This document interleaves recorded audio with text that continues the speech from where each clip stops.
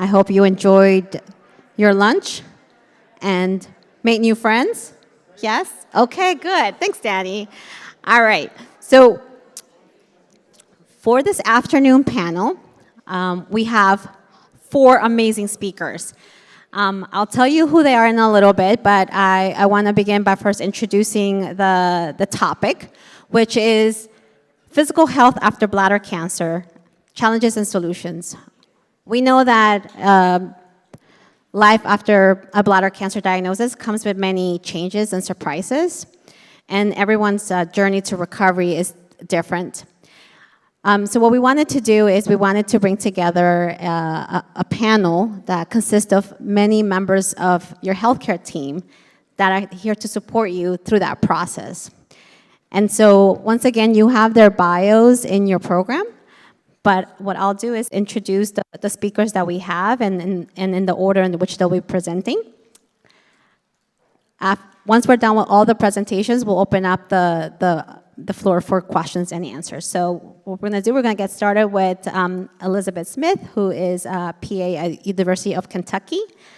Then we'll have Najma Ansari, who is a pharmacist, Oncology Clinical Pharmacy Specialist at Karmanos Cancer Center.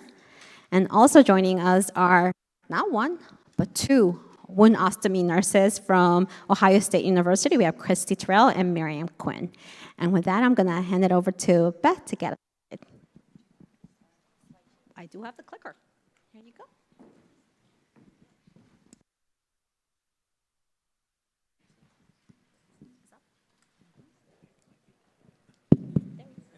Hello. Hi, everybody. First want to say thank you for the kind introduction, and to echo what some of the other speakers have said, what a real privilege it is to speak to you guys. It is common that we give these talks to colleagues and other healthcare professionals, but what really lights a fire in my belly is talking to patients. That's what I love, that's what I do, that's been my mission for a long, long time. And so with that, I couldn't say no to an opportunity to speak to a group of patients who are so engaged in their own care. And when supporting caregivers are involved, that's just a cherry on top. So we're going to talk about, the title says, Living Well with Bladder Cancer. We're going to talk about 3 different aspects of that: nutrition, movement, and support.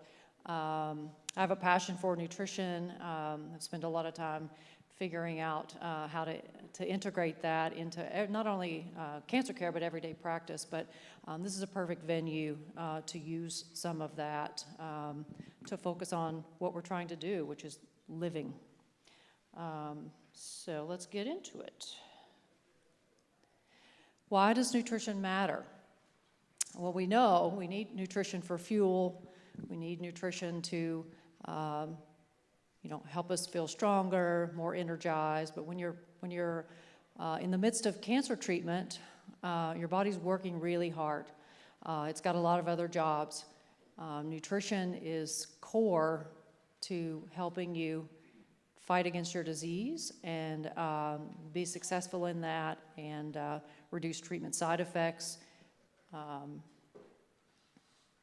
What does that even mean, eating well? It's pretty simple. We don't need to make good nutrition complicated. It doesn't necessarily need to be expensive. It doesn't need to be a job or a second thing to manage or to figure out. So simplicity can be really all you need.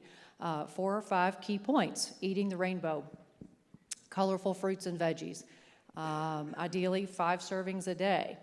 It seems like a lot, but a serving size, if you narrow it down, is actually a half a cup. So 5 of those a day. You can start by adding extras to your diet. If you're already doing it, just add in some extras. This is not about a system of reduction or deprivation. It's about what can you do to add to what you're already doing. So colorful fruits and veggies, lean proteins, whole grains, healthy fats, and limiting the things that we really don't need. So sugary drinks, fried foods, processed snacks. Hydration is key.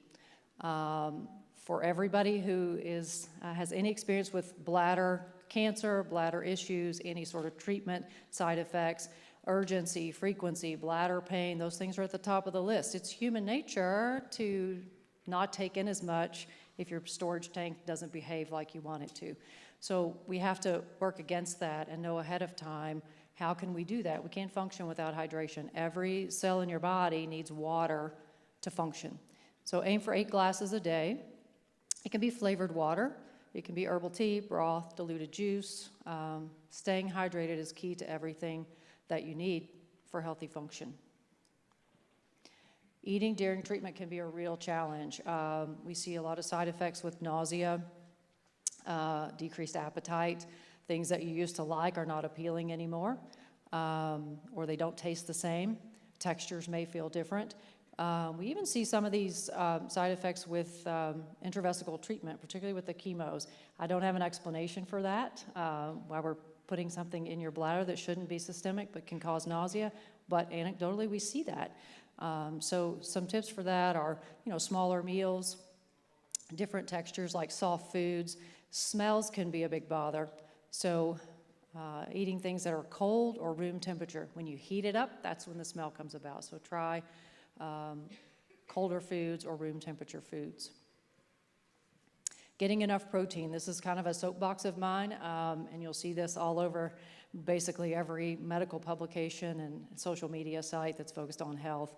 There are some, some reasonable guidelines. Again, we don't need to be counting protein like it's our job, but we need to know, what does that mean? What is a reasonable amount? 1.5 grams per kilogram per day, and that's based on your ideal body weight. So if you're underweight because you've lost weight during treatment, don't target your protein intake to what you weigh if your weight is not ideal. Same thing if you're over your ideal body weight. You don't want to be overloading your body with protein. You can only absorb so much. So 1.5 gram per kilo per day of ideal body weight, plus or minus depending on your weight status. Protein's essential for every cell to be able to function. Good sources of lean protein, eggs, Greek yogurt, tofu, nut butters, dairy proteins are fine. If you're a non-meat eater, if you're vegetarian, protein shakes and supplements are fine too. That might be an area where you want to focus on label reading in a little more detail.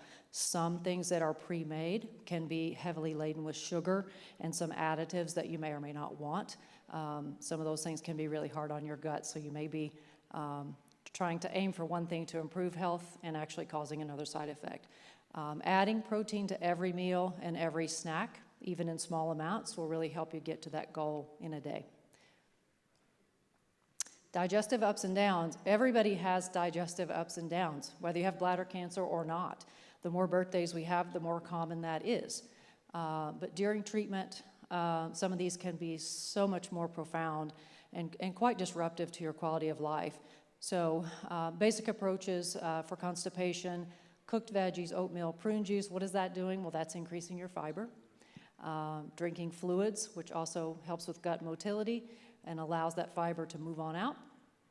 If you have the opposite problem, diarrhea, basic brat diet, which has been around forever and ever, but it still works: bananas, rice, applesauce, and toast. Healthy heart choices. Basically, if it's healthy for your heart, it's healthy for your whole body. Okay, Mediterranean diet is one option, but is a very good and easy to follow basic diet structure. It's not super regimented. It's not a lot of do's and don'ts, but focuses on fish, olive oil, veggies, whole grains. You'll see in that photo, that's a good example of everything that's on a Mediterranean diet. It's a lot to choose from. It's pretty, it's got the rainbow, it's got a lot of colors. You also see a couple of things in there like a bottle of wine and some pasta. Those things are okay too. Moderation is the key, okay? 80-20 plan, so just like you do with other things in your life, 80% of the time you eat what you're supposed to eat, what is good for you and what's working for your health. 20% of the time, eat what you want. You're not alone in this. Sometimes this is more complicated than just simply adding some fruits and veggies and fiber and water. Sometimes you have other, commingling health conditions that make your diet more complicated. So it's not a one-size-fits-all, and a dietitian may be a very, very valuable resource in that situation. Most healthcare centers, cancer centers offer nutrition help, and so I would encourage you to have a conversation with your healthcare provider. If this is something that you can't do on your own, you don't have to. That's what these resources are for. Support groups help. They can help build a plan that's more tailored to your needs. Again, not a one-size-fits-all. I want to mention Ina, the Intelligent Nutrition Assistant. Have any of you had an opportunity to use this? Tried it? Does anybody know about it? All right. Yes, I know. It is. It's on the Beacon website, and I'm going to give you a link to it at the end of my talk. It's really cool. I played around with it just to experience what it might be like. It's super easy to use. You basically put your phone number in, sign up, make an account, which is easy, and you will get nutrition assistance, if you will, via text message. It's really phenomenal. It's low pressure, low key, easy to understand. It goes with you everywhere because your phone's with you everywhere. So please check this out. This is a great resource. Takeaway tips when we're talking about nutrition. Again, food is fuel. Food is medicine. Food is not meant to be punishment, okay? So this is not about restriction or what you can't do. It's about what we can do to get the most out of the food that you're putting into your body. So don't stress about perfection, right? Don't miss social events that have food that you think maybe you're not supposed to eat, right? There really are no forbidden foods in moderation. So it's all about what works for you. Staying hydrated, listen to your body. If something's off, it's probably off. You need to have a conversation with your healthcare team.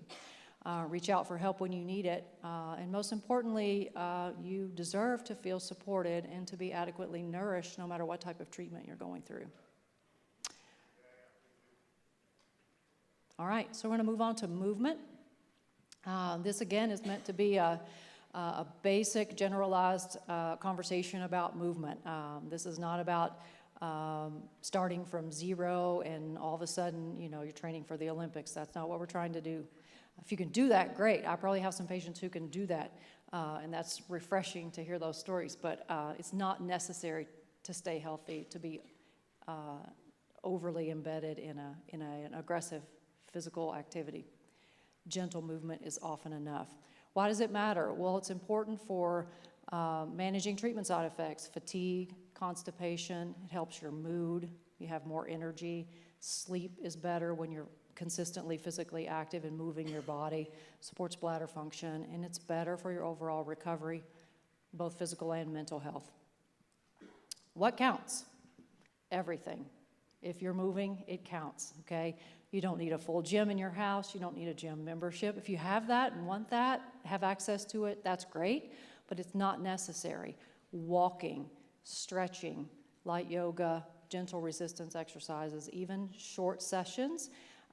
If you are my patient and we're having this conversation prior to preparing for surgery or preparing for beginning treatment of any sort, you're going to get a prescription for me to begin walking twice a day.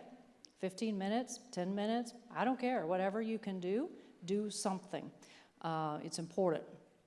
So 10 to 15 minutes a couple of times a day, that's sometimes enough, and it's certainly a good place to start. Choose activities that you like and things that you feel safe doing.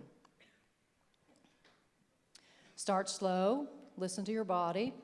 Simple things like I just alluded to, walking to the mailbox or stretching for 5 minutes. If that's all you're able to do it. Using a journal or an app to track your progress, that's not for everyone. Sometimes that can feel annoying if your app is, buzzing you on your arm all day. Time to stand, time to stand. Sometimes I want to just shut it down. But if that works for you and it helps to remind you, maybe I need to get up and move, I haven't done that today, use those things. They're readily available and most of them are free. When to pause or modify. If you feel dizzy, short of breath, if something hurts, if it hurts, stop. Avoid heavy lifting or high impact workouts unless you're already habituated to this. If you're a weightlifter, there's no reason you have to stop that after your bladder's removed. If you're used to running marathons or you do triathlons and you've recovered from your procedure and you feel like it, there's no restrictions on that. But don't start there. Okay, you want to set yourself up for success. Talk to your provider or your healthcare team before starting new routines. Make sure that it's something that's going to be working for you and with your care plan. If you have mobility issues, if you're in a wheelchair, if you're on a walker or a cane, or you've got, osteoarthritis of your hip and, things don't move like you want them to, then physical therapy consultation or integrative medicine consultation or something that can design a program that's safe for you. There's almost nothing that limits you from every single movement. So we can find something that's tailored to what your body will do. Join a group or a class online, and most importantly, celebrate every step forward. I think this is so important that we can be overridden with treatment plans and appointments and do's and don'ts and this and that you feel like your care has consumed you, and it can be a burden. Celebrate the little things. If you weren't moving at all and now all of a sudden you're able to walk around your block twice a day, that's a party. Celebrate it, okay? Lastly, finding strength in connection. This is crucial, and I'm not a mental health professional.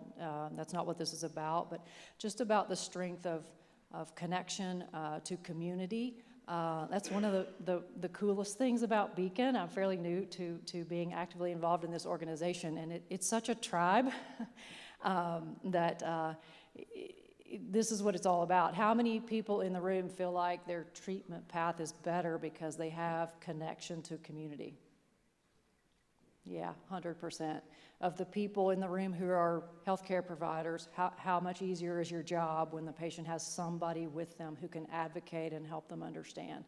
100%, right? Definitely strengthen connection.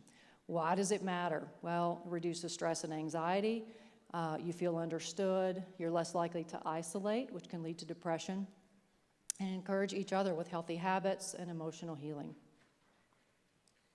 People just do better when they have somebody with them. They just do. Types of support, that could be friends and family, listening, helping with meals, appointments. Friends and family can look a lot of different ways, right? That might not be the people in your household. Maybe they get on your nerves and they're no help at all. But there's friends and family outside your household too, okay? So that can be neighbors, coworkers, support groups. A fair amount of my patients, as we all know, there's no real age span. We know where bladder cancer is more prevalent, but I have young folks who are still working. Okay, well, my treatment's available on Friday, and that's my busiest day in the office, and I have 5 vacation days left for the year, and I don't have any sick time, and nobody to get my kids off the bus. That's what social support has to look like sometimes. So again, not a one-size-fits-all. So there are resources for that. Nurses, social workers, counselors, things that are available in your medical practice office or associated with your cancer center, or in your church, in your community, on your block, your friends. It's crucial. Connecting in today's world looks a little different. More things are electronic, more things are virtual.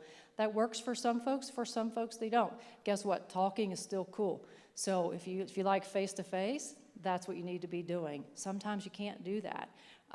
If communication can be an issue if you don't have the latest smartphone, or maybe you have a phone that doesn't do text. That's not super common, but I do have patients who run into that. Will say, well, I can't text for help. My phone is a flip phone with 5 minutes that I save for when I'm going to need them for an emergency. So, other ways to communicate are important. So face-to-face is really still okay. Practicing mindfulness, gentle breathing. If anybody does yoga, this is a big part of that. Writing in a journal, talking to a counselor. Heck, there are even AI people you can talk to now. I learned this week there's something called EloQ. Do y'all know about this? I'm so fascinated. It's a device that you can purchase, and it's like a membership, and it's really meant for elderly people who are isolated. But I could see it working in so many other situations where you can just log on and it's a virtual person there who will just chat with you and say, how's your day going? Did you remember to take your pills? What are you going to have for dinner? Who's going to help you with your grocery shopping? So there are all kinds of ways to foster communication and sense of community. Again, about celebrating small wins and moments of joy. If it means going outside, soaking up the sunshine, and breathing in the fresh air for 5 minutes because maybe you didn't have any bladder pain today, that's a win. Asking for help is a strength. We need to encourage that as a community. We need to encourage that as a community of healthcare providers and amongst folks who we know really have other needs outside of just their diagnosis. Accepting help with meals, errands, or just company. Once again, you deserve support, compassion, and good care. Takeaway tips from all of this, staying connected, don't isolate, pay attention to what you're eating, move your body, prioritize sleep, explore support options that feel right for you, and let others walk beside you because they want to. And it's healing for all of you. Last but not least, I say this to my patients, and I truly mean it. You are not your diagnosis. You can feel like that sometimes, like you walk around with a bubble over your head that says, I'm a bladder cancer patient. Yes, you are, but that's one part of you. If you've ever seen me as a patient, I will tell you this over and over. First, you're a human. Then you're a human who happens to have a diagnosis of bladder cancer, and then you're my patient. And everything I do has to go in that order, and I think it's just really, really something to take to heart. You are not your diagnosis. All right, so I'm going to leave you with, we can put these back up if people want to screenshot these. These are some resources, sites for nutrition. The INA assistant link is on here. Some physical fitness links. And some sites for social support and emotional wellness. All right, thank you very much.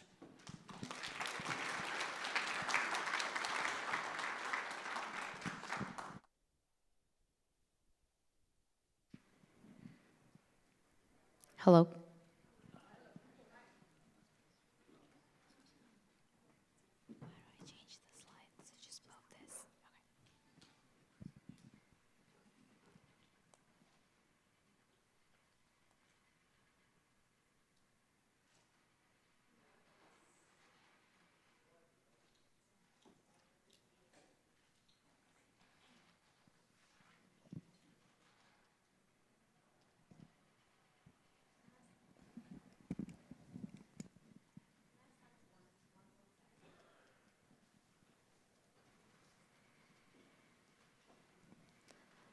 Could we have the slides 1.7 up, please?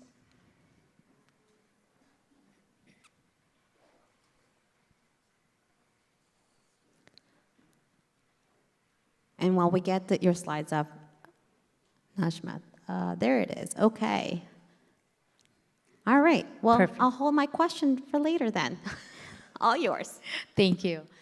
Thank you, Beth, for that amazing presentation, and to Patricia for the introduction, and to Dr. Shao for introducing me to such an amazing patient population. My name is Najma Ansari, and I'm a clinical pharmacy specialist at Karmanos Cancer Center in Detroit, Michigan. I'm very privileged to be here talking to you today. So the topic of my presentation is managing the physical complications of bladder cancer. We'll look at some of the challenges and then see at some potential solutions. I have no conflicts of interest to disclose. I just wanted to say that the presentation is for informational purposes only and should not be substituted for any medical advice. So life after bladder cancer can look very different. There could be physical and emotional challenges to overcome, and this depends very heavily on the type of treatment that you receive and the long-term side effects from that treatment, and also if you have had a cystectomy. So let's look at some of the common physical changes that can occur after bladder cancer treatment and some of the strategies to manage them effectively. Let me introduce you to the role of a pharmacist. How many have you ever been counseled by a pharmacist about your medications? Excellent. So pharmacists are incorporated very closely both in the hospital setting and in the community settings. There are two types of pharmacists, community pharmacist and clinical pharmacist. So my job as a clinical pharmacist is to work with your cancer care team to make sure that you're on the appropriate treatment regimen, you're tolerating the medications okay, and then to look at potential side effects. Pharmacists in general are trained as medication experts who can empower you with knowledge and then counsel you on your medications and some of the potential side effects to look out for and how to manage them. And we do offer practical tips to make sure that you're tolerating the treatment okay. We are your partners in your recovery. We review your medications extensively to make sure that they are safe for you, that there are no side effects. We look at drug interactions. Drug interactions could be when a medication interacts with another medication or a substance such as a supplement or a food that could affect the absorption of the drug. So we look at all of these to make sure that you're getting the maximum benefit from the drug that you've been prescribed. We also provide guidance on over-the-counter medications to make sure we recommend the appropriate over-the-counter medications to manage some of the common side effects and make sure that the doses are appropriate for you. And then we also offer solutions to improve your quality of life. Pharmacists are very accessible. It's very easy to get in touch with a pharmacist, either in your retail setting or during your clinic visits. We manage medication lists, we assess for drug interactions like I mentioned, and then we help minimize the side effects from those drug interactions. We offer counseling on the medications that you're supposed to be taking, including the side effects, when to report to your team, and then we offer counseling on overall health management. We work very closely with your teams. We collaborate with your oncologists, your urologists, nurses, etc., and help optimize patient outcomes. Let's look at some of the potential physical health challenges that patients can face after bladder cancer. Some of these challenges could be urinary issues, bowel changes, digestive changes, sexual dysfunction, fatigue and weakness, neuropathy, pain and spasms, and skin changes. How many of you all have experienced at least one of the challenges that I've listed, right? I know it could get pretty frustrating as we are managing these challenges, so we'll look at some of the things that we can do to help ease some of those challenges. So let's begin with urinary issues. These can present as frequent urination, urgency, or incontinence. The major causes could be either the disease itself or the treatment that you get for the disease, which could be from surgery or radiation damage or nerve damage. So as pharmacists, we can look at your medications to make sure that this is not from a drug that is causing a side effect or not from a drug interaction that increases your symptoms. It is also important to look at your diet. It's advisable to minimize bladder irritants such as caffeine, alcohol, or spicy food.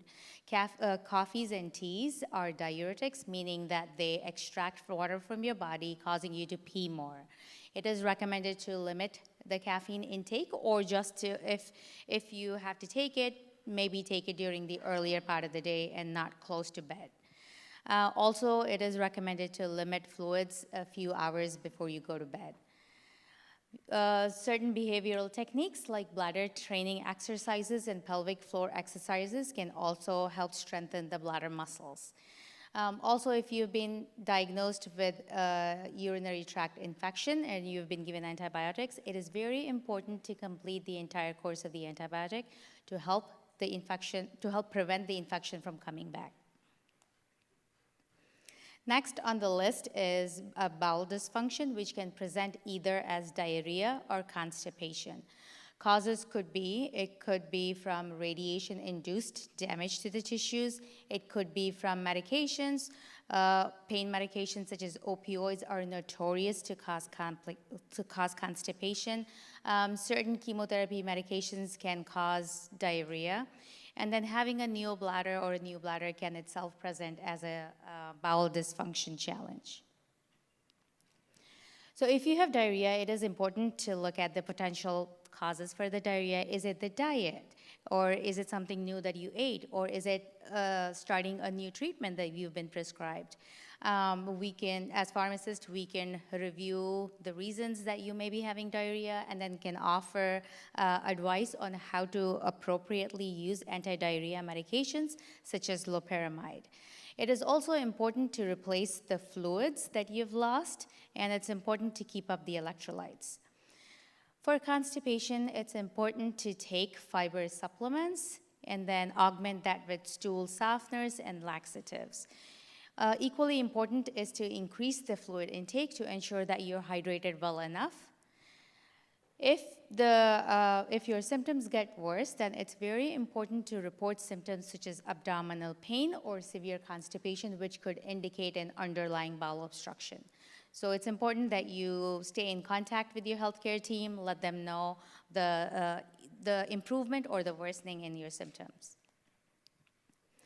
Next are digestive challenges, which can either present as nausea, vomiting, appetite loss, or taste changes. These are very heavily caused due to treatment-related side effect.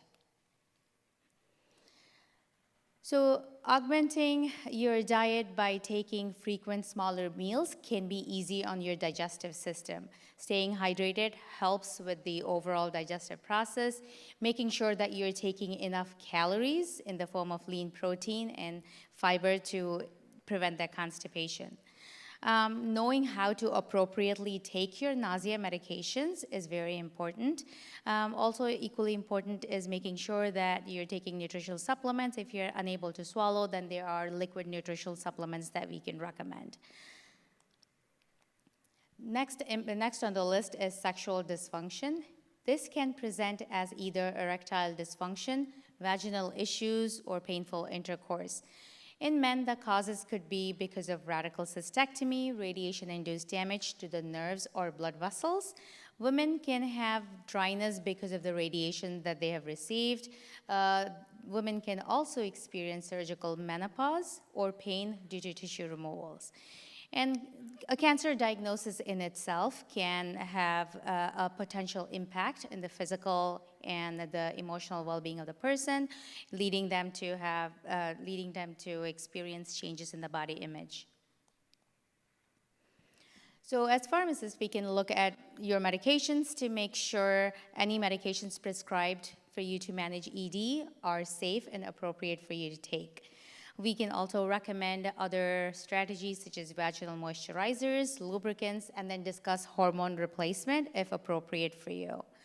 Your team offers a safe space to ask questions and express concerns about sexual health. It is highly recommended to have open discussions with your healthcare team to let them know that you're concerned about certain aspects of your life and this is what's going on. If appropriate, your team will refer you to sexual health therapists or specialists. Next on the list are pain and spasm. This can present as pelvic or abdominal pain, lower back pain, or bone pain. Causes could be treatment-related, surgery, nerve damage, or other treatment-related side effects from the medications that you're taking, or it could be related to either having a catheter or a stent placed. There can also be cancer-related pain because of tumor irritation or spread of the cancer to the bone, in which case it presents as a bone pain. We can counsel you on the pain medications that have been prescribed for you to manage severe pain or nerve pain. We can also recommend appropriate over-the-counter medications for mild to moderate pain, such as Tylenol, acetaminophen, ibuprofen, or pain patches. Pain could also be related to constipation, so make sure you're avoiding constipation, make sure that you're moving your bowels regularly, use these stool softeners appropriately. Sometimes complementary therapies such as relaxation techniques, meditation, or hot or cold topical patches can also help mitigate the pain. Next, let's talk about fatigue and weakness. Fatigue could be persistent, debilitating tiredness, and you could experience a hindrance to performing a daily task. It could be treatment-related and can persist for a long time even after you stop treatment, which just indicates that your body needs much more time to recover from the treatment given. Causes could be, like I said, a treatment-related side effect. Sometimes there could be a medical reason behind it, such as anemia, or having a cancer diagnosis in general and then undergoing treatment every few weeks or taking a drug every day can also have an emotional impact. There could also be other medical reasons, such as vitamin deficiencies or hormonal issues that your doctor can look into. So we can do an extensive medication review to identify if there are any medication-related causes for you to feel fatigued, such as if you're taking an allergy medication every day, that may cause you to feel fatigued. It is important to balance your activity and incorporate regular periods of rest. Be gentle on yourself when you're starting a new exercise routine or regimen. Consult your team to make sure it's appropriate for you. Having short walks every day can have a positive impact on your emotional and mental well-being. Conserve your energy if you know that you enjoy taking short walks with your dog every day, or if you have a social event coming up, make sure you're well rested so that when you do these activities, you don't feel overwhelmed or feel exhausted. And it's okay to accept help from others and to ask for help. Ensure you're taking a diet rich in nutrition, such as rich in fruits, vegetables, whole grain, and lean protein. Also, it's important to discuss this with your primary care provider or with your cancer team to rule out any medical causes. There are also support groups which can offer support and help you manage some of these symptoms. Next on the list is neuropathy. So neuropathy is nerve pain, which can present as numbness and tingling or pins and needle sensation in your hands or legs. It can also present sometimes as muscle weakness or bowel or bladder issues. Causes could be, again, treatment-related because of chemotherapy, or if you've had any trauma or injury, or it could also be because of certain medical conditions or vitamin deficiencies.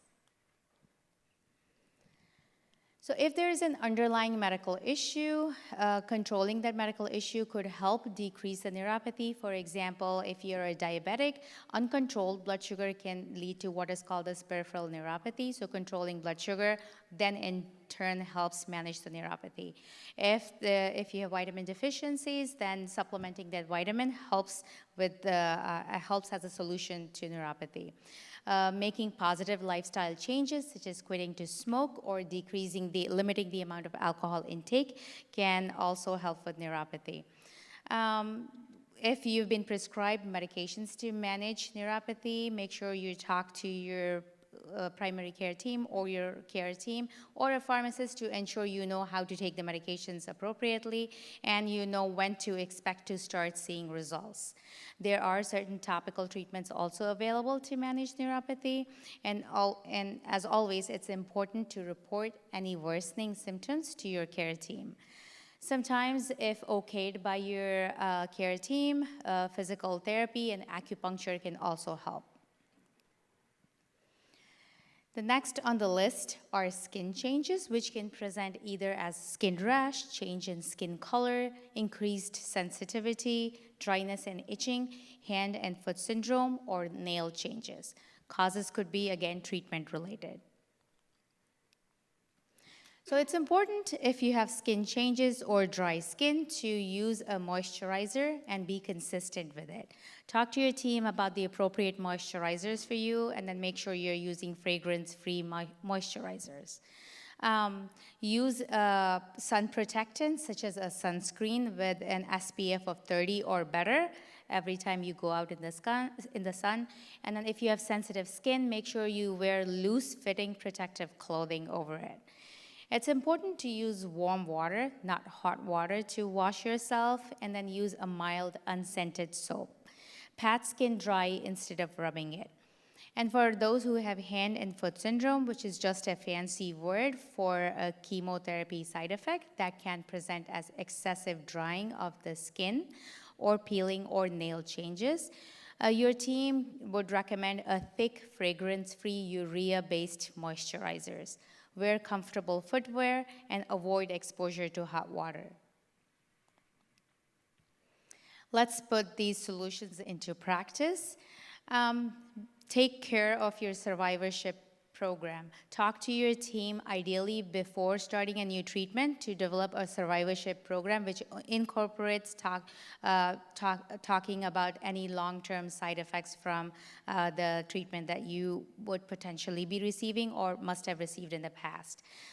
It is important to schedule regular follow-up exams with the team so that they're following up on these long-term side effects that you may be experiencing. Prioritize nutrition and a healthy weight gain. Incorporate a diet rich in fruits, vegetables, and whole grains. Stay hydrated, and then incorporate lifestyle changes such as quitting to smoke. Embrace physical activity as tolerated. Start slowly with short walks, and then always consult your team to build a safe exercise routine.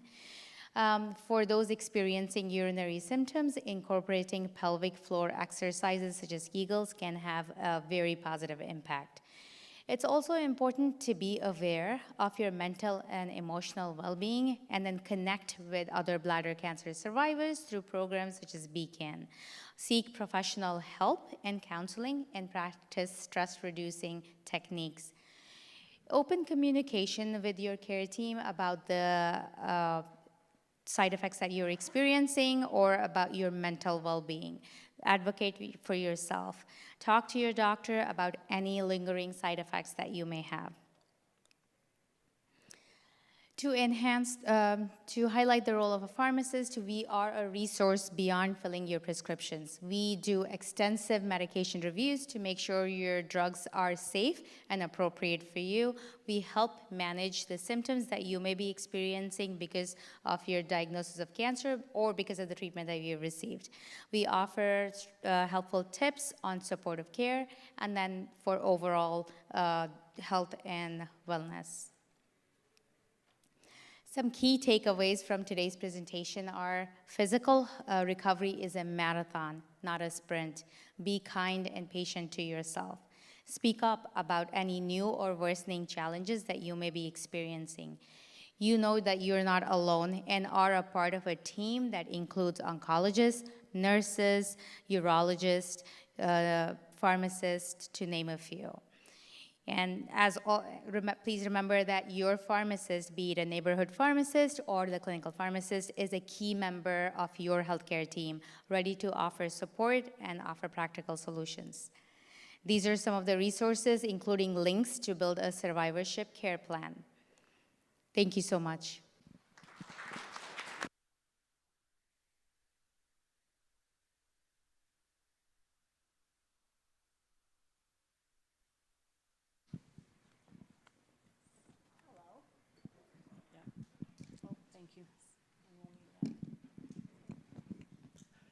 Good afternoon. My name is Miriam Quinn. I'm one of the wound ostomy nurses at the James. This is my colleague, Christy Terrell. Thank you, Dr. Pohar and the BCAN team, and Patricia for inviting us to speak. It's really an honor. We're going to talk about ostomies and continent diversions. I will say that these surgeries are very surgeon-specific. Surgeons are really particular about their protocols and what they want, so each one has an individualized plan for you. These are generalizations. Please make sure that you talk to your surgeon, your ostomy nurse, and yourself so that you can come up with a good plan. Also, there's a couple of slides in here that have some body parts, so I guess they're classified as graphic. Is that something?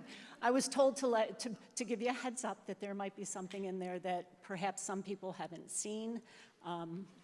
Hopefully it'll be more educational than traumatic. We have definitely urological diversions. So that was a little severe, huh? So we have, with radical cystectomies, when they take out the bladder, we have two types of diversions. Some are continent and others are incontinent. The continent diversions include neobladders, orthotopic neobladders, which means there's a bladder that is put in the same place as your old bladder, made out of a piece of your bowel. and you urinate or void in the same method that you did before. With an Indiana pouch, the surgeon creates a new bowel in another part of your body and has a small opening where you would insert a catheter, and you would have to catheterize this opening 4 to 7 times a day.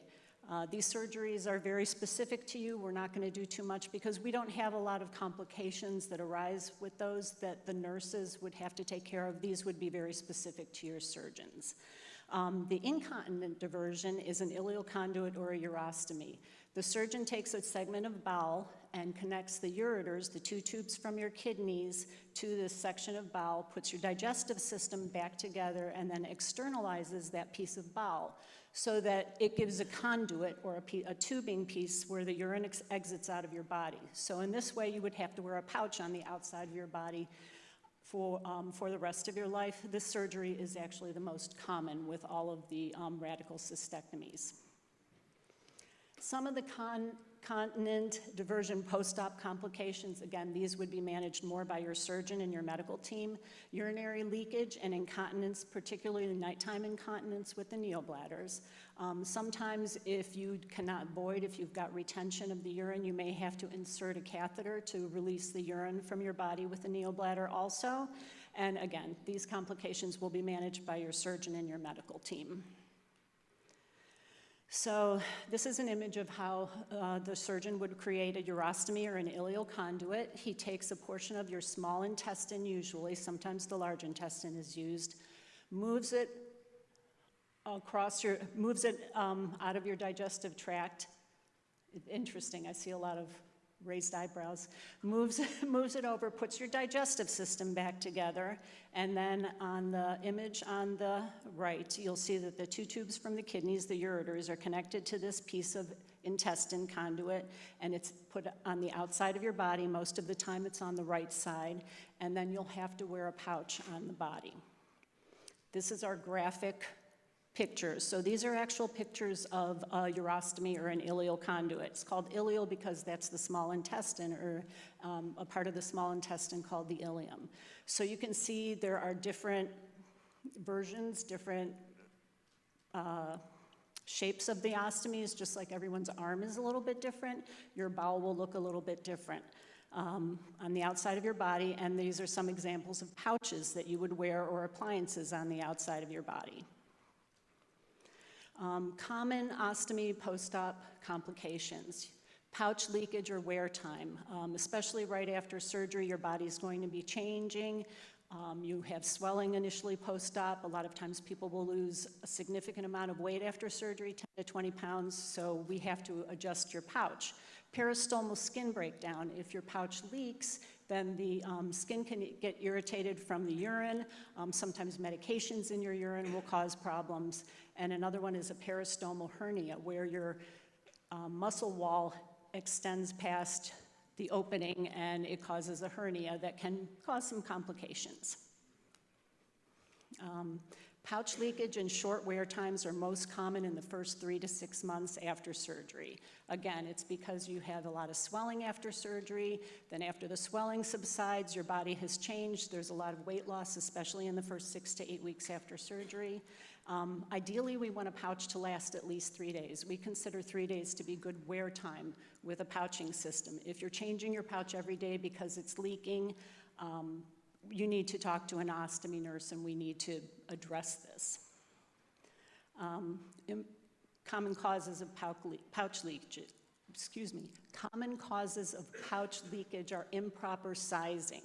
So for the first 6 to 8 weeks, your stoma is usually swollen in the beginning, and then it begins to reduce in size. So people sometimes will continue to cut the pouch the same size that they had in the hospital, and that's not ideal. We want to have a tight fit. The body changes. We redress that you may have more swelling. You've lost weight, you've gained weight. Your contours may be a little bit different. Sometimes people want to use soaps and moisturizers and baby wipes and things like that. These products have lotions and sometimes other chemicals that get trapped behind the pouch, and they can cause some issues.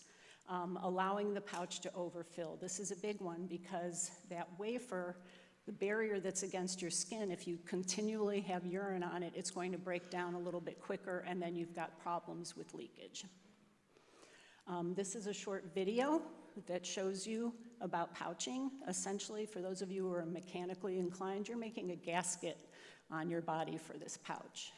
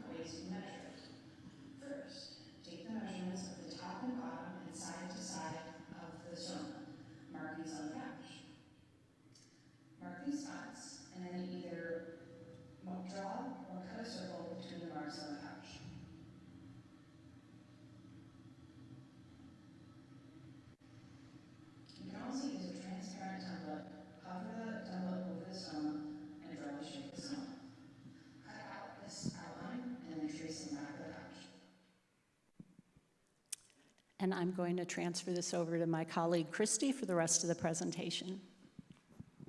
Hi there. Again, thank you so much to BCAN for having us and for Dr. Pohar for asking us to be here. So, there we go. So one of the big things, as Miriam said, in those first 3 to 6 months, sometimes even up to a year after an ostomy surgery, is changes in the body necessitating a change in what ostomy system we're using. The body you leave the hospital with that I might see is not the body you're going to have 6 weeks later, 6 months later. Who knows what's in your future. One of the biggest things we see that people will come in with a flat appliance and they need this little bump you see here in the slide, convexity. That helps to push the skin down around the stoma. I say our average Midwestern frame tends to have a couple extra inches on it, mine included. And sometimes that makes the stoma kind of settle and nestle down in that softer tissue. The convexity really helps to kind of bring it to the surface and get it out into the pouch. If we think about the pouch serving as the new bladder, our ostomy patients just kind of have the advantage of being able to watch that kidney function on the outside, keep an eye on that hydration. If we're not having leakage and wear time issues, it's really just an externalization of the bladder itself. The belt that you see here is something that comes with convex pouches. They have belt tabs on the side. It provides great support. I also find it to be almost like a security blanket for patients. Naturally, if we have something on our body, we're gonna wanna hold it and grab it, and it kind of makes it feel like it's obvious. But the belt gives a little bit of that security of I don't have to grab it, something's holding it for me. Even if there was no adhesive on this, it's held to my body. It's like a nice little security blanket. Improper products, Miriam already really touched on. Plain water is best for cleaning skin that adhesives are gonna stay on for longer periods of time. Olay, Dove, those types of moisturizers leave residue. It's not gonna allow pouches to stick. Less is often best with this type of product. Baby wipes always have something in them, unless they say water wipe specific. If it says it's a baby wipe, it's gonna leave a residue on the skin. Overfill, this was a great slide off of a website from cancer and ostomy patients of kind of when that pouch needs to be emptied. We just don't want it overfilling, the same as our urologists don't want us overfilling our bladders. We don't want us overfilling our pouches. Peristomal skin breakdown. So we can get almost like a rash, similar to like a diaper rash from incontinence or dermatitis from incontinence that people get on their backsides. In ostomy world, I have a magic powder that can fix that. I call it my pixie dust. We brush that on there and get rid of all the extra. If you can see in the last picture, it sticks to that moist skin, and now my pouch will stick, and that skin can heal underneath. And usually in a week or less, I could heal up that skin damage. This patient came back 3 days later, and I didn't have a photo worth showing because there was no damage. So we've got lots of resources. That's what the ostomy nurses are kind of here for. If there are weirder ulcers, you need to come see an ostomy nurse. I could go into lots of detail that you guys don't really need, but starting with an ostomy nurse or your surgeon, and we can kind of guide you in the right directions from there for those types of more severe issues. Peristomal hernia is my passion project. A hernia is any time the bowel is coming through the muscle wall. So if you get a stoma, sorry, we gave you a hernia, but it's a life-saving hernia, right? And now we just gotta keep the unintentional hernia around it at bay. Hernias are fighting gravity, so one of the big things that we use to manage these is physical therapy to help build those muscles. So we've got a strong support system to fight the gravity, taking things out of that abdominal compartment. And use of hernia belts every day, which we recommend you put on lying down first thing in the morning. With an ostomy that has a hole cut in it specific to the pouch. So you're lying down, you're putting that on, and then before you stand up to fight the gravity, much like our belly drops over our pants as we get up in the day, it keeps that ostomy nice and supported and the tissue around it nice and supported. Use of good body mechanics can help with hernia prevention. I tell my patients, this sounds funny, but anything you do that makes you go, ugh, can increase your risk of a hernia. That could be how you get up out of bed. We have to think about breathing through those things. Make our day a little more yoga, a little more mindful meditation so that we can breathe. In the same way that when I boost a patient, if I hold my breath, I'm increasing my back pain, I'm increasing my risk of a hernia in the front versus bending the knees and breathing through it. That's one of the things physical therapy can really help with. This is what hernia belts do.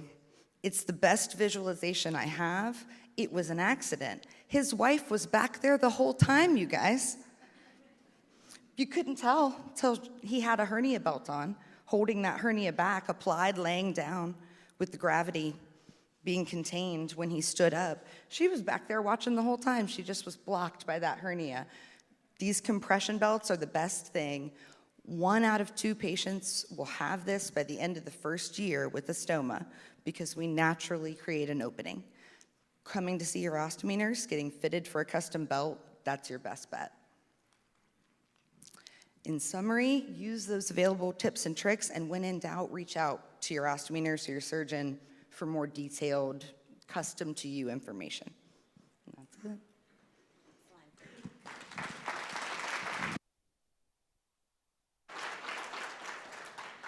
We're going to start to pass the mics around, so please raise your hands if you have any questions. But I just want to thank all of you for a very holistic presentation covering many components around nutrition, physical activity, and the role that many other members of the team, the healthcare team, are part of, are available to support our patients and caregivers. So I see we have a question over there. We'll start there, and then we'll go to Kira.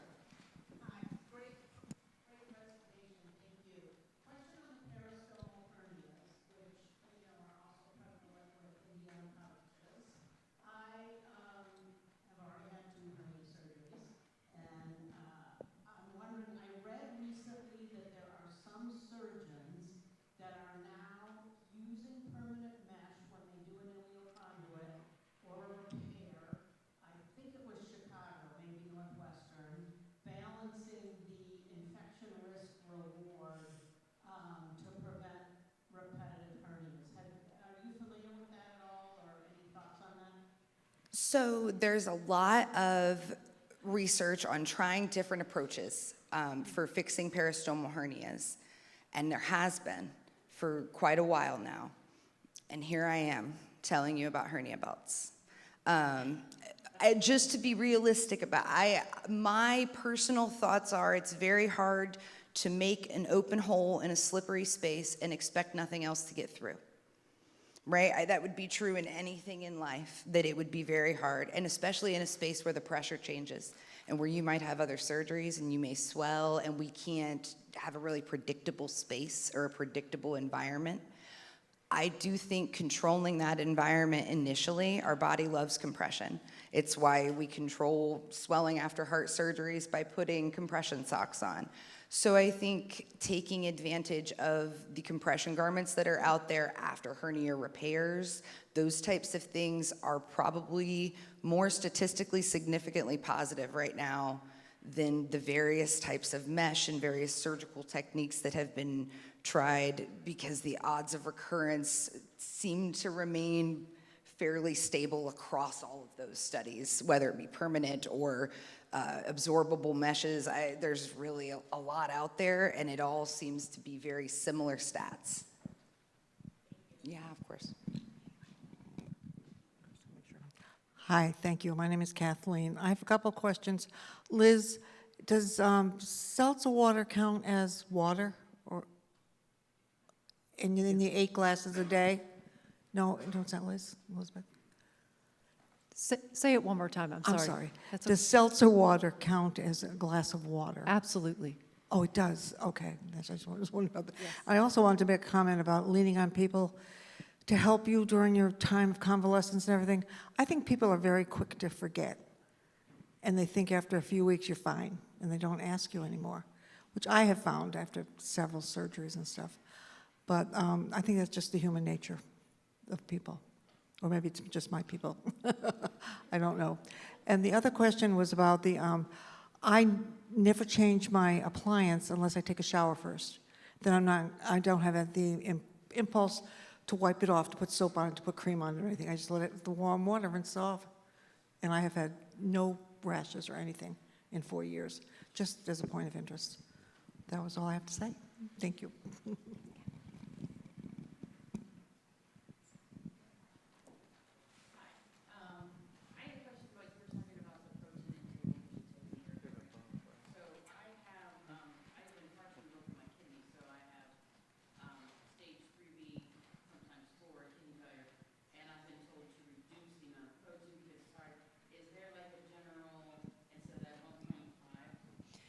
Yeah, so you're a perfect example of someone where we need a dietitian's expertise in that, and we need a multidisciplinary approach, right? So not, in your situation, we wouldn't want to just make a blanket, recommendation for here's what you need or don't need based on your weight, because there's more to it than that.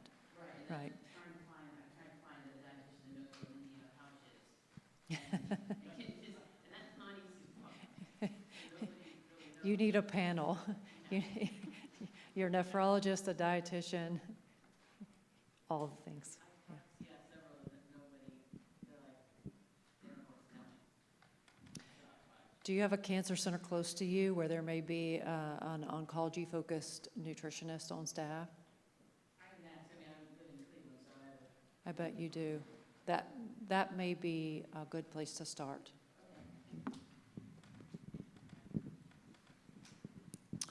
So I just wanted to give a huge shout out to all of you for the work you do, but especially the ostomy and wound care nurses.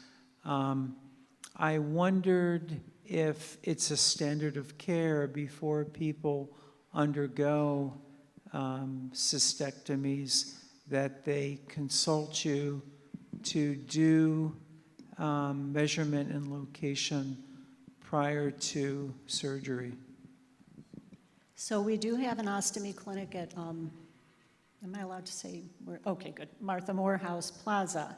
And many of the surgeons for both the urological procedures and for colorectal do have their patients come over, and they get a pre-op appointment. Most of the time it's Christy or my other colleague Jennifer, and we use extensively the American College of Surgeons, which is sponsored by one of the ostomy companies. There's a box that you'll get where you'll get appliances and a QR code for a video that you can watch. And we really do try to have people come in and get that education before they wear a pouch, because this is a life-altering thing. And you want to go in educated, knowing what you're getting into, explaining what the pouch is, sighting of the stoma, which is really important. We didn't touch on that, but we're the nurses that would pick a spot on your abdomen where we think you can see it, where you can take care of it. It's not in a crease or fold, may not affect your clothing that you're wearing. So yes, we always recommend that. And the surgeons are really good about sending their patients over and getting that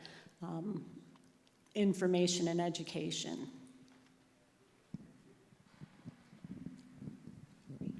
Were you going to add? No, not really much to add. I think one of the things that people don't necessarily always realize, like I kept saying, come to your ostomy nurse. We do advanced training that's like graduate school and clinical hours before we can sit for our certification exam. So when I say like come to your ostomy nurse, they're not just a nurse who decided they liked stomas. They decided they really liked stomas, so they went back to school. And so it just kind of gives an advantage, I think, to the patient population that you've got kind of tailored care with that group. And Christy, just to follow up to that, to the question, for those that don't have access to a wound ostomy nurse, what other resources or how can they navigate those type of services? So to try to find one near you, we do have a WOCN society that lists, like you can put in your zip code and put in a miles, and it will give you who holds those certifications, both nurse practitioners, providers, and nurses, and many of them will list a phone number and have kind of backdoor channels into wound care clinics and things like that in local communities. It's a branded name, but Coloplast has a program that provides stoma nurses via text sometimes. There are many suppliers that also offer that.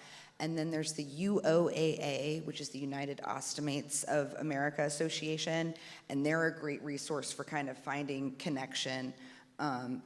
In all honesty, if you can get if you're in the middle of Timbuktu and you can get a hold of us and get MyChart access in some way on a smartphone, we can do pictures from hours away and photo triage things and try to talk through things that way. So we try to have as much access as we can, because it does get hard the further away you get from major cities to have as many of us running around. Yeah.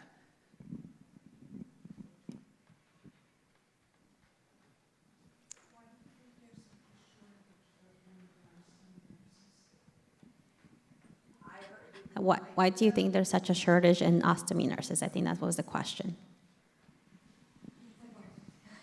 This is going to sound horrible, but education is expensive, and a lot of people who are working can't take time off to go into that program.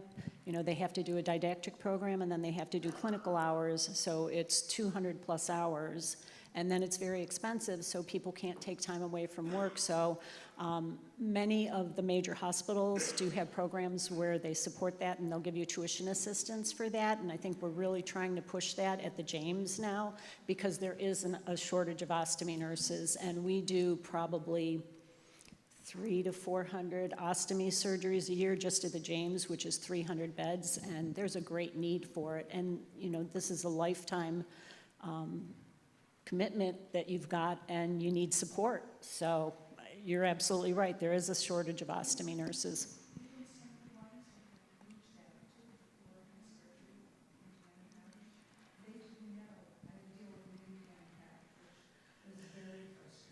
So I have to say that Indiana pouches are very specific. Dr. Pohar's the only one that does the Indiana pouches for the most part at our hospital, at least historically.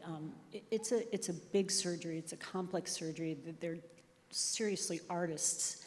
So if, you know, I've been at the James for 10 years. I think that maybe 7 or 8 Indiana pouches that I can remember. You do what, maybe 1 a year, 2 a year, Dr. Pohar? 2 or 3 a year, okay. My math is off, I'm underselling them, yes. But they're complex surgeries, and until you really see the extent of it, it's hard to appreciate it, and it's hard to educate people. And again, every surgeon's a little bit different when they do their pouches, so as nurses, we don't want to commit to some education that we feel may be wrong. So talking to your surgeon is probably the best option, and we're always there to support. Hi, guys.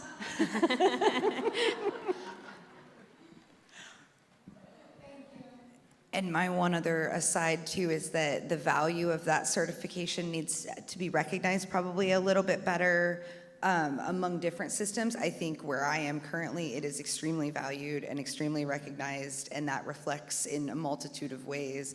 But there are still major healthcare systems paying only 50 cents more an hour for that certification. in the central Ohio area. And so it just needs to be, that this table needs to keep going and keep that advocacy going, and that will change the upper levels of what kind of those decisions are. Yeah. Okay, we have one more question. Okay. Maybe. Yes, Okay, is close this the on? mic. Yeah, you're good. Okay, my question has to do with exercising, working out if you have ileoconduit. Is there a safe way to work your abdominal muscles to keep your stomach flat for purposes of the appliance and not cause a problem like a hernia? So that's one. Is there a safe way to work your muscles? And is it a good idea in general to wear that New Hope belt when you're doing any form of exercise, even walking? Yes, wear your New Hope belt. I don't know who you want to answer that, but yes, wear your New Hope belt. We can both answer it, yes and yes. Yes. Yes. And I would say pelvic floor PT can be just a gold mine of information, because what we think of as like strengthening our core is abs, right? Like we're all thinking crunches, and that's not what supports an ostomy. The crunches won't do it. You could have a six-pack, it wouldn't matter. It is those intra-abdominal structures, the same ones that support the bladder, that support your urinary continence, and pelvic floor PT are kind of the magicians of that can give great exercises that, again, are very yoga-like, pelvic tilts and knee movements and things like that are the most beneficial. I think technique is really important, and just getting someone to guide you through a startup program so that you don't hurt yourself or make something worse. But to your original question, there should be nothing that you can't do because you have an ostomy. Right. I just realized recently that it's constructed through abdominal muscle. So, my concern was, can you create problems by not exercising properly? Right. Thank It's all connected, right? Yeah. Okay, I think we have one more question, and then we'll wrap up. This pharmaceutical question.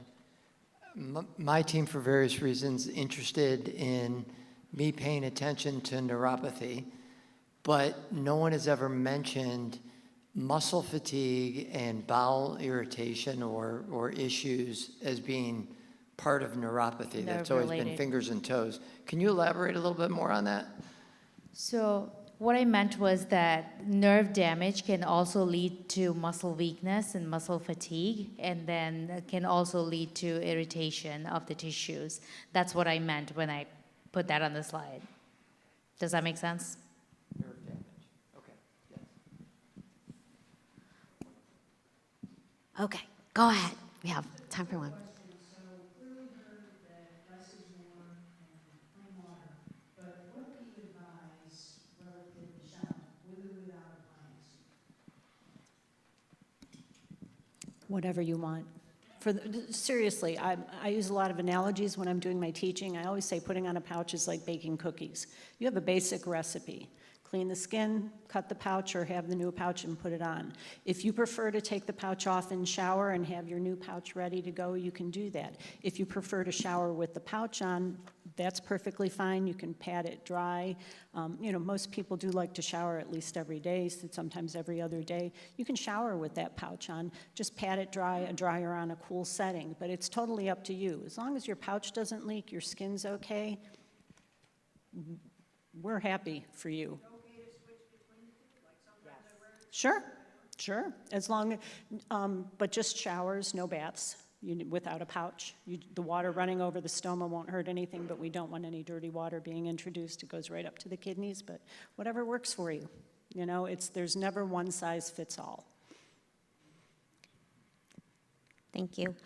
Okay, we have a quick 15-minute break, but before we do that, I would like to ask our panelists if they could share one key message that you want the audience to remember. And so we'll start, one key message. Yeah. So we'll start with Beth and move down. I can start. Okay. So my key message to you would be advocate for yourself. Talk to your team, talk to the members of the team, make sure they know, they're aware of the things that you're experiencing before you start any treatment. Make sure you ask questions, ask them about any potential long-term side effects that you would be looking at. Thank you, Najma. Beth, would you like to go next? Sure. It's hard to come up with just one single message. I think just grace for yourself and treating yourself as a whole person, not just a patient with bladder cancer. Thank you.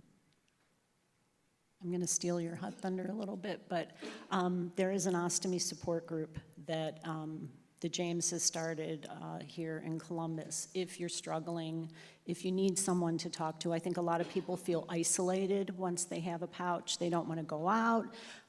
You own the pouch, you own the surgery. It does not own you. Go back to your life, and if you're struggling, find a support group. They've got them online. The United Ostomy Association of America has lots of resources to concur, just to advocate for yourself and reach out, and don't let this urinary diversion own you. You own it. She did steal my thunder a little.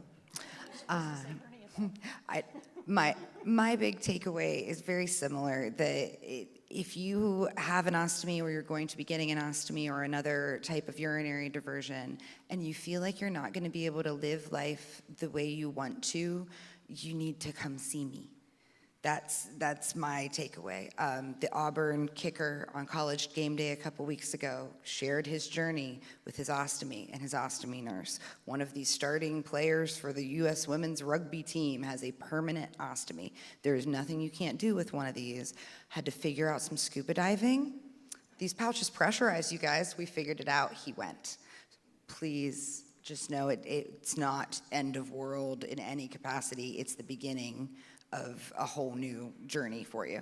That's all. All right, let's give them a round of applause.